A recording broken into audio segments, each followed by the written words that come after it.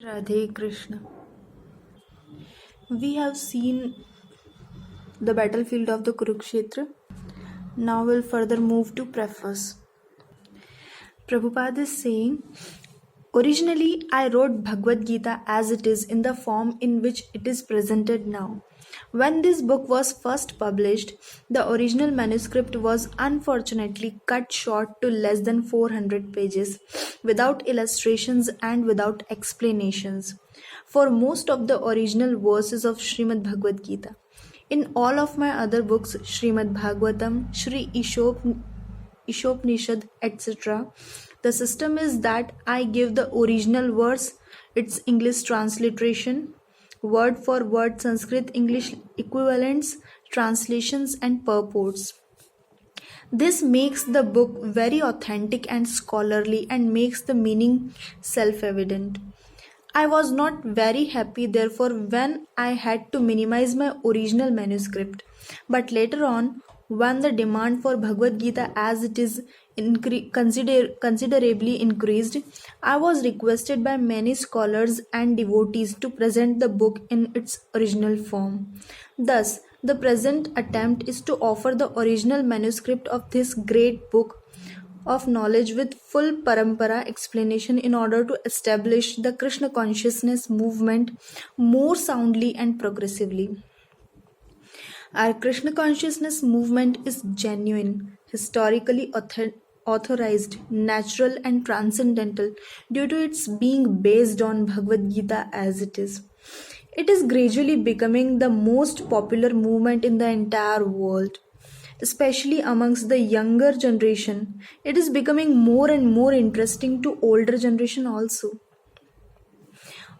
Older gentlemen are becoming interested so much so that the fathers and grandfathers of my disciples are encouraging us by becoming life members of our great society, the International Society for Krishna Consciousness. In Los Angeles, my fathers and mothers used to come to see me to express their feelings of gratitude for my leading the Krishna consciousness movement throughout the entire world. Some of them said that it is greatly fortunate for the Americans that I have started the Krishna consciousness movement in America. But actually, the original father of this movement is Lord Sri Krishna himself. Since it was started a very long time ago, but is coming down to human society by disciplic succession. If I have any credit in this connection, it does not belong to me personally, but it is due to my eternal spiritual master, His Divine Grace Om Vishnu Pad Paramhans Pari Vrajkacharya 108 Sri Srimad Bhakti Siddhanta Saraswati Goswami Maharaj Prabhupada. If personally I have any credit in this matter, it is only that I have tried to present Bhagavad Gita as it is without any adulteration. Before my presentation of Bhagavad Gita as it is, almost all the English editions of Bhagavad Gita were introduced to fulfill someone's personal ambition. But our attempt in presenting Bhagavad Gita as it is to present the mission of Supreme Personality of Godhead, Sri Krishna. Our business is to present the will of Krishna, not that of any mundane speculator like the politician, philosopher, or scientist, for they have very little knowledge of Krishna, despite all their other knowledge.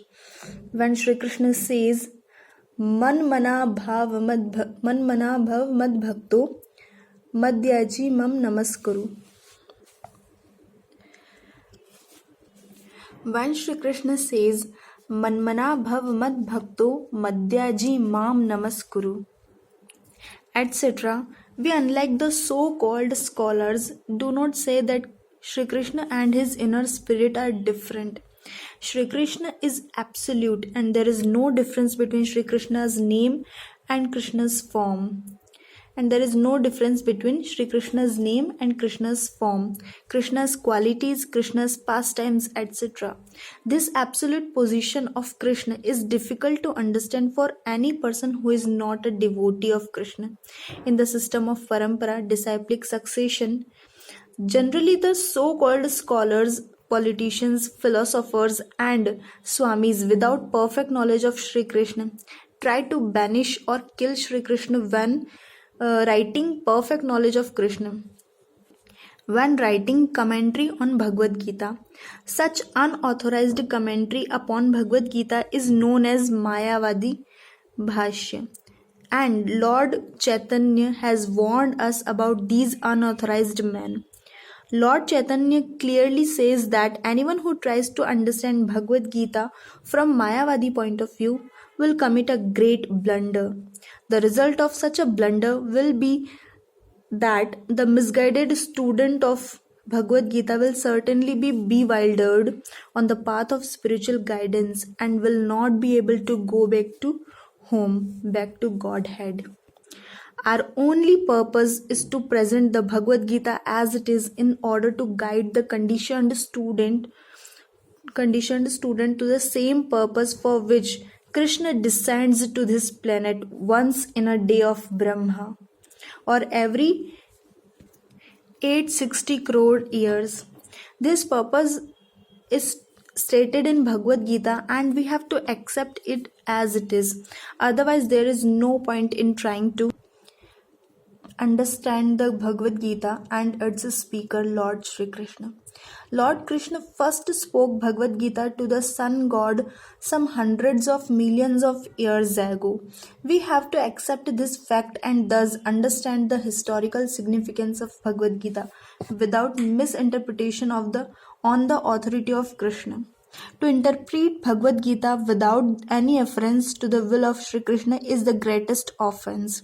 In order to save oneself from this offense, one has to understand the Lord as the Supreme Personality of Godhead, as he was directly understood by Arjun, Lord Krishna's first disciple. Such understanding of Bhagavad Gita is really profitable and authorized for the welfare of human society in fulfilling the mission of life.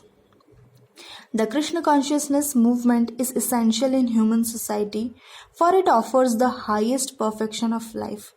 How this is so is explained fully in Bhagavad Gita.